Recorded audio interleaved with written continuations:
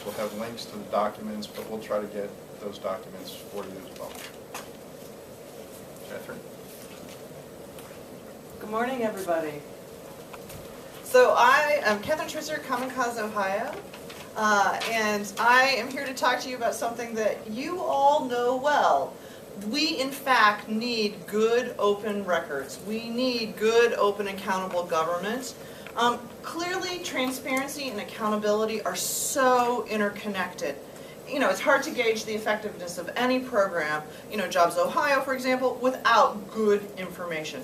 You know, open government isn't because we're nosy. Open government is simply our need to understand the policies, how they're implemented, and at the end of the day, what happens with taxpayer dollars. You know, we all know that we have this history of taxpayer money being misused, and we don't have to go back very far to think about, you know, CoinGate. You know, 2005 is not a distant memory for most of us.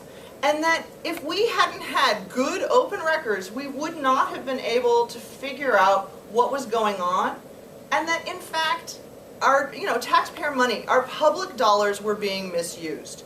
As we think about, you know, longer back in our history, you know, in the 1800s, we went as far as to say, hey, we're not going to actually extend aid or credit to private companies. We're not actually going to do that. Now, we know, you know, that over time, the Ohio Constitution has actually been amended for things like third frontier, so that taxpayer money could be used for some types of economic development. But there were safeguards built in. And those safeguards were those public records. And as we think about what's happening right now, we need to think about what do we lose when we lose access to information? What happens with our money? What about the misuse of public funds? How do we understand the effectiveness of Jobs Ohio? How do we understand what's going on? And I would just say, you know, it's time to let the sunshine in. You know, this is a dark winter day, and it's time to let, you know, sunlight in. Sunlight at the end of the day is the best disinfectant.